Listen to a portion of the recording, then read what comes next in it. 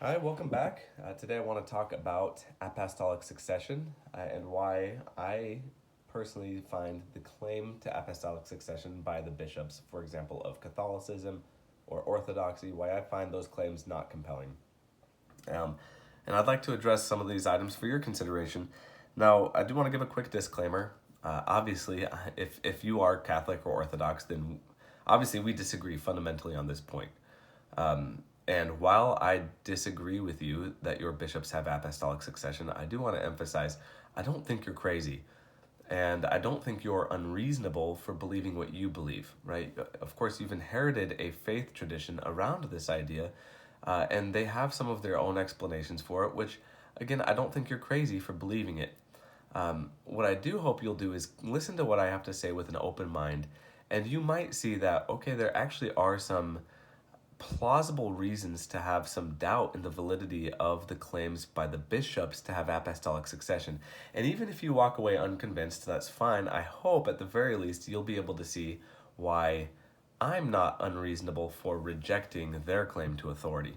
Okay, ultimately, what my thesis, if you will, rests on is this: the apostles never indicated that their intention was for the apostleship to end in lieu of a magisterium of bishops running the church. Okay, that's my claim. We'll kind of dissect that a little bit here. I've got two main points that I want to get to. So the first surrounds that. So let's go ahead and jump right into it. So again, the apostles never indicated that they wanted the apostleship to end and for bishops to run the church after them. Okay, so let's go over a few things that I think are very compelling facts, and you may or may not agree with this. And if you disagree, let me know why. Actually, you know what? If you're evangelical, Protestant, or such, you'll probably disagree with more of this than maybe a Catholic would. So hey, let me know. But for the sake of the conversation, let's jump right into it. Okay. So my first premise is that Jesus Christ absolutely organized a church, a real visible church with real visible authority. And as part of that, he consecrated apostles.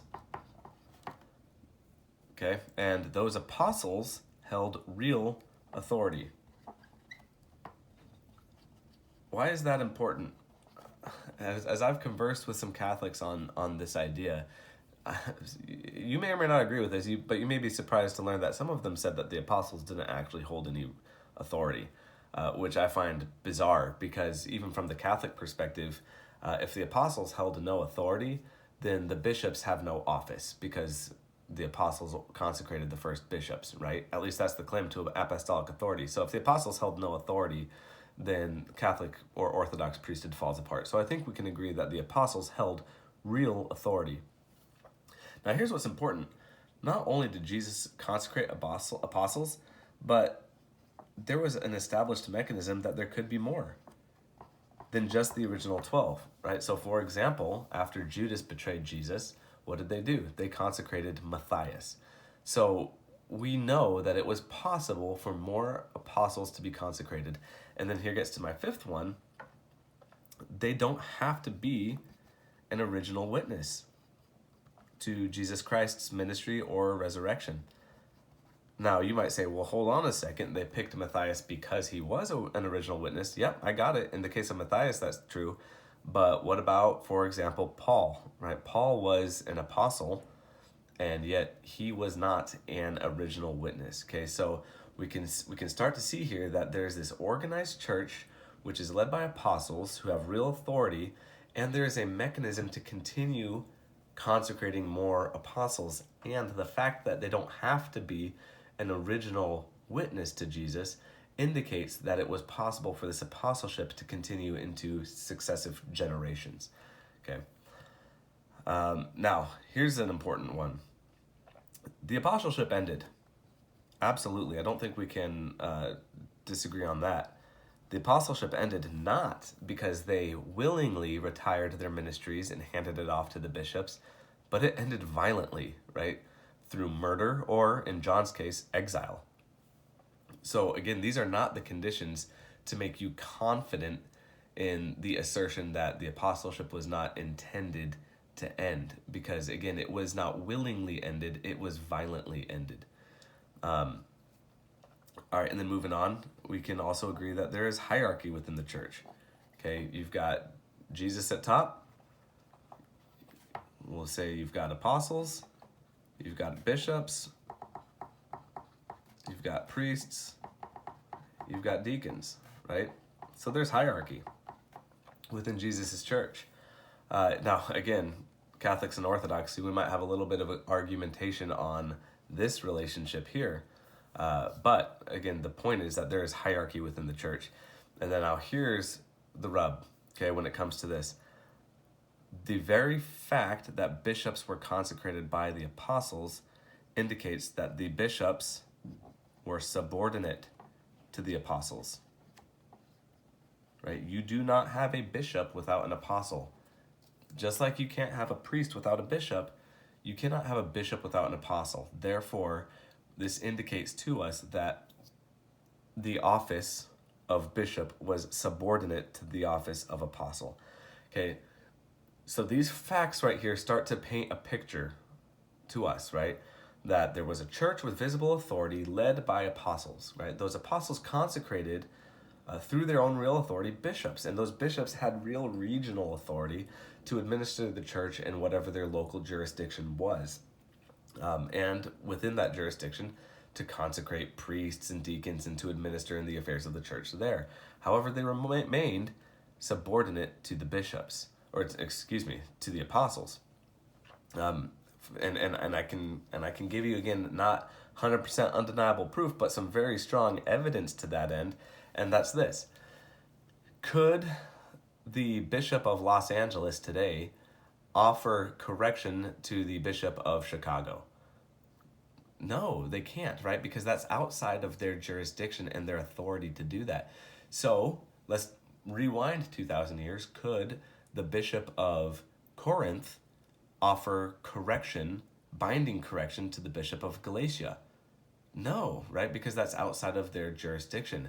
And yet here you have Paul, an apostle, who is offering binding correction to Corinth and Galatia, right?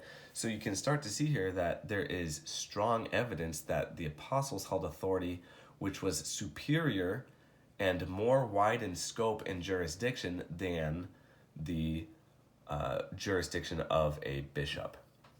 Okay, so now we get to, let's take Catholicism, for example. They say, okay, the apostleship ended, and the bishops, because they were consecrated by apostles, and we'll get to that on my second point in this video, but because they were consecrated by apostles, they have the apostolic authority to universally run the church. Okay, that's the claim, but that is a deviation from the pattern which we have recorded in even the New Testament, okay? And so because that is a deviation from what Jesus himself established, now the burden of proof truly is on Catholicism and Orthodoxy to demonstrate why or how the apostles, who had superior authority, wanted the apostleship to end. Now they might say, well, Saint Irenaeus or some of these other saints who were very close to, for example, the Apostle John, they said, okay, I got it. They said that they as bishops have universal authority, but can they claim authority for themselves, or do they have to be given authority? And where is the evidence that John or any of the other apostles believed that the authority they gave the bishops was the same scope of authority that they held as apostles? That is the evidence that does not exist. If I'm wrong, please prove me wrong, because that is a huge gap in the claim to authority in these apostolic churches. So let's go ahead and move on to my second point. So that's my first point, right? That there is no evidence that the apostles wanted the apostleship to end in lieu of a magisterium of bishops. Now for my second point here, I want to kind of give sorry for the shaking camera here, I don't have the best setup. I want to give an example of this in action, okay? So let's take the Catholic Church of today. Let's say you've got a diocese. I hope I'm spelling this right. You've got a diocese who's run by who? A bishop. And then within that diocese, there are a various number of parishes, each led by a priest. Okay? Now, these priests, they work with this bishop very closely, right? Presumably, they have some sort of a relationship. And not only do they have a relationship, but these priests were all ordained by the laying on of hands by this bishop. Okay? Now, let's say that tragically, for whatever reason, this bishop dies. Okay? The bishop is gone. Well, now you've got all of these priests. They've been consecrated through the laying on of hands by the bishop. So they decide, hey, we have episcopal authority because the bishop laid hands on us. Therefore, we do not need a bishop to run this diocese. We will form a magisterium of us, priests, and we are now going to exercise universal authority or local authority over this diocese. We do not need a bishop. Now, you as a Catholic might say, whoa, whoa, whoa, whoa, whoa. They have no authority to do that. Just because they were consecrated by a bishop does not mean that they hold episcopal authority, right? They are priests, which is a subordinate office to bishop. They cannot do this. They have no authority to do this. The church will consecrate a new bishop. Okay, cool. The church consecrates a new bishop. Well, let's just say, for example, that this happens simultaneously within every single diocese in the Catholic Church. Every single bishop is killed. Let's just say that they're martyred, that some group is motivated for whatever reason to destroy the church, and so they kill all of the top leaders. They say, we're going to kill every bishop. God forbid, but let's just say for the sake of this discussion that they're successful. Every bishop is now gone. So you've got all these priests. Well, luckily, these priests were ordained by the bishops. Therefore, they have episcopal succession, and not only can they claim authority to run the diocese as a magisterium of priests, but they can also consecrate future generations of priests. And hundreds of years from now, when other people try to question the authority of those priests, they'll say, no. Look, I can track the chain of succession of those priests all the way back to that bishop. Their episcopal authority is valid. Again, today as a Catholic, you would say this is contrary to the order of the priesthood. This cannot happen. I say, okay, I actually agree with you there. So now let's replace diocese with, the universal church and apostles, and these parishes and bishops, let's replace them with, or these parishes with priests, let's replace them with diocese and bishops. Now you start to see the issue that I have with this, right? If a priest being consecrated by the hands of a bishop still does not have the authority of a bishop, how can you expect me to believe that a bishop, having been consecrated by the hands of an apostle, has the authority of an apostle? I am not convinced of that. It sounds like my daughter just woke up, so she's about to start making a bunch of noise, so I'll wrap this up quickly. This is the big issue that I see, right? So first of all is that there's no evidence that the apostles wanted the apostleship to end. And two, the very hierarchal pattern of the priesthood, even as it exists today, indicates that a priest is not able to ordain his own successor. So why should we expect that a bishop is able to consecrate his own successor, right? Or again, a priest ordained by a bishop remains subordinate to the bishop. Therefore, a bishop being ordained by an apostle, we can also expect to remain subordinate to the apostle. And there is no evidence that the early church viewed an apostle and a bishop as being one and the same. And when I say early church, I mean the earliest church, right? The apostles ordained bishops, meaning at this point there existed at the same time both apostles and bishops. So what was the distinction then, and why is there no distinction today?